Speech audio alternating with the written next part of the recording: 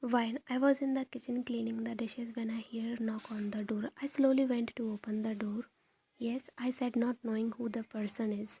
A man dressed in black said in authoritative voice, and some guards were also with him. Man, where is Miss Joy? He said, entering inside. Vine was about to answer when she heard her aunt shouting. Aunt, you little dirt, why the breakfast is not ready yet? She shouted, coming into the living room, and her eyes widened, seeing the man. She gulped in fear. You here? Man, yes, I am here to take the money you have taken 2 years ago, but is not planning to return, he said in mocking tone. Sir, please, I will return your money in some days. Just give me some time for a month, she said with fear in her voice. Aunt, you little bitch, what are you doing here? Go and get some snacks for our guest, she said, gritting her teeth, making Wine flinch. Wine, for the first time, I am hearing the fear in my aunt's voice. They must be some big people from whom my aunt has taken the money, she thought, and went to kitchen in fear. Man, we want all the money right now. You have taken enough time. Man, if you don't have money, then you can offer us something in exchange until you return the money, he said in cold voice. Wine aunt was in thought when she saw Wine, and a dangerous thought came in her mind. Aunt, I don't have money right now, but you can take the girl which you saw a moment ago. She can do any work, you can even make her a slave, she said desperately in fear. The man frowned and thought for some time, then went out to call someone on call. Man, boss, the lady don't have money, but she's offering a girl in exchange. I myself will come after a week to see if the girl is really worth it in exchange for the large sum of money. Man, okay boss, he said and cut the call. After that, he went inside the house. The boss himself will come after a week. Till then, enjoy your time, Miss Joy, he said, smirking, and Miss Joy's face turned pale. After that, they went out. The breakfast is ready, she said, shuddering. Vine aunt was fuming in anger when they went out. She marched toward Vine and slapped her hard, making her mouth bleed. You are just a bad omen in my life, but soon I am gonna get rid of you. You are just a burden on me. After a week, they will come to take you in return. My debt will get clear. I have sold you to become his slave. Whatever they say, you have to do it. Vine, I become numb hearing her. How can she do this? Aunt, please don't do this. I will do whatever you will say. Don't sold me. There was no one to hear her crying. She was all alone. Vine was in her room. Her aunt did not give her anything to eat, punishing her. Vine, why God, why me always? First you took my mom and dad from me, and then I lost my eyesight.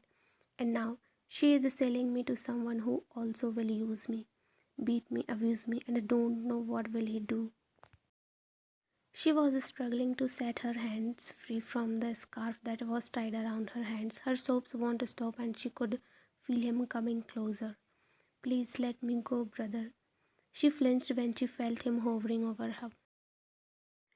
Sehun, it is your fault. If you had agreed with me in the first place, I would not have to tie you like this, he said, smirking with lust in his voice.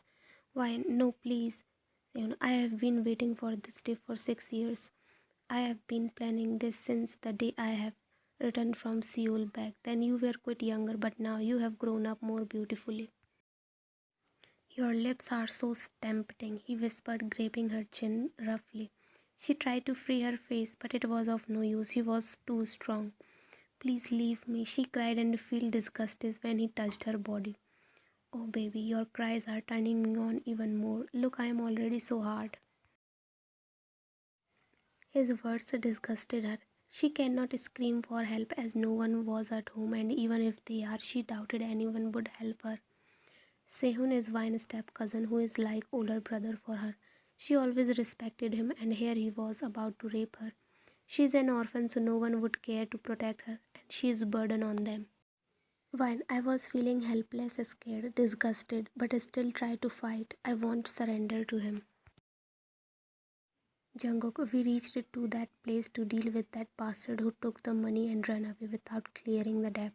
His mother offered a girl in return of clearing the debt. We usually don't make this kind of deal, but when they don't have anything to give us, then we take that person with us who took the money and make him work in our clubs. For the first time, someone has offered a girl, and I just wanted to make sure that she is no harm or any spy who usually our enemies send to kill me or to collect crucial information.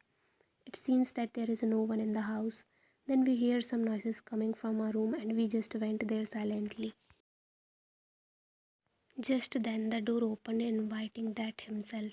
She could hear numerous footsteps approaching. After the door burst open, he got off her abruptly and she curled herself into a ball. Jungkook, so this is what you were doing after running away taking my money, he said as he took a step forward toward the lowlife with a gun in his hand. Sehun, I was about to return your money, but Jungkook, then what? You run away again. He growled, making him flinch. A delicate whimper caught his attention, and his dark eyes followed the voice. His cold eyes turned soft. She was hiding her face in pillow. Who is that? Given this is the same girl his mother was talking about.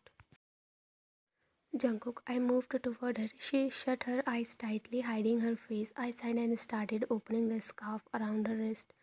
All men looked at their boss in awe at his unusual behavior. He was caring for a girl, that is something new they never saw before. Why? Who is that? Please don't hurt me.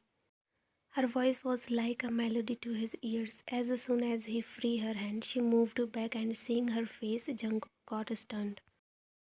So beautiful, like a butterfly, he thought. Vine was shaking in fear. Eyes were glistening with tears. Jungkook, who are you? He asked in low, deep voice, making her flinch. Her eyes, they seemed wavering, unsteady. It was like she was looking at me, but still was not. I moved my hand in front of her, and eyes did not move, and I realized she is blind. Jungkook glared back at that bastard. He was taking advantage of a blind girl. Jungkook stormed toward him and his angry fist met that bastard face and he yelled in pain. Take this to basement, he ordered. Kevin, what about this girl, boss? She saw everything. She's blind, let her be. No one will dare to touch her, he said with possessiveness. And that day you did not even tell me about her being blind, he asked. I did not even get to know that she is blind because she was effortlessly doing her work that day. Jungkook nodded and everyone went out from there. He walked toward Ryan and both were alone now. Please don't hurt me, she whispered. Jungkook, it is okay, no one is going to hurt you. Trust me, he said in low, calm voice. I don't know why, but hearing his low and gentle voice make me believe whatever he is saying. Jungkook, come with me, I will keep you safe, he said, taking her shaking hand in his, and she nodded. This brought a small, faint smile on his face. He could not understand just what her gentle touch was doing to him. She whimpered in pain, holding her foot. Jungkook, does it hurt? He asked, worried. Why he is so worried? She thought but nodded her head. Jungkook, I will lift you up, okay? Don't be scared. I am not going to hurt you, he said in gentle voice. He lifted her in his arms and started walking out. Then he noticed her head fell on his shoulder. Jungkook, she had fainted. She is very light but cute also. They reached to Jungkook mansion and the maids and other workers were shocked to see their cold and ruthless boss with a girl for the first time. Jungkook, I take her in one of my guest room in my mansion and called the oldest housekeeper to my house, who is lady in her mid-50s and most trustable. I called a doctor and told Mrs. Maria to take care of her. Jungkook, I went to the basement to treat that bastard. Where is he? He questioned in his angry, deep voice. Kevin, he needs some special treatment, boss, he said with a smug smile. That he will definitely get. His screams echoed throughout the basement as that bastard was hanging from the ceiling. His hands tied up over his head as he could barely stand on his feet. His men were beating him without any mercy. Jungkook fisted his hair and yanked his head, making him look up. Seon, sir, please forgive me. I will get you your money. In fact, that girl you took, she is my cousin, but you can have her. Yes, she is useful, or you can even sell her. She is blind, so she will not get to know anything, he said desperately. Jungkook punched him across his face. He lost his temper and started beating him mercilessly. Jungkook, she is not an object, he growled and everyone flinched, seeing him this angry and possessive just for a mere girl. They never saw their boss got his hand dirty for such a small matter. But what they don't know is that it is not about money he is angry for, but for disrespecting Vian.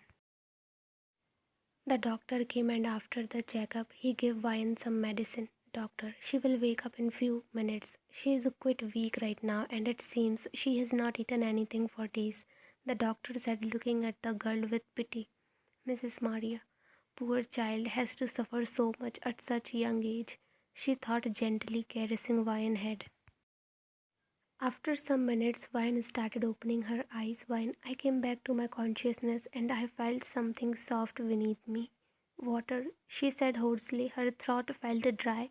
She felt exhausted with all the crying and mental stress she has gone through earlier. Maria, here. Vine, who? She whispered, hearing some unknown voice.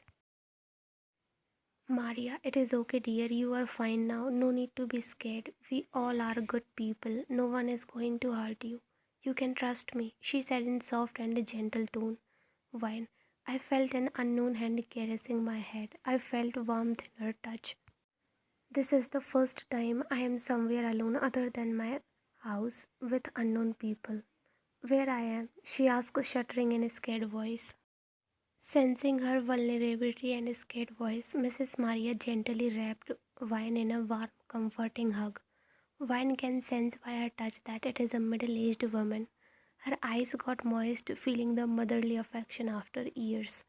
Mrs. Maria, it is okay, child. Now you are safe and I am Maria, she said with affectionately. What is your name, dear? Vine. I am Kim Vine, she answered. Maria, such a beautiful name, she said, smiling, making Vine's cheeks turn red with shyness. Thank you, she replied meekly. Did she wake up? He asked, coming inside the room. Vine flinched, hearing deep and dominating voice. Then she remembered it is the same man who saved her. Vine, he is here. My heart started beating fast. For some unknown reason, I did not get scared, but felt safe. Jungkook, my heart skipped a beat. No girl ever affected me like this little young girl. Are you all right? He asked. Vine. I nodded and felt myself captive to his rough and deep voice. Jungkook, take care of her, Mrs. Maria, he said and left from there.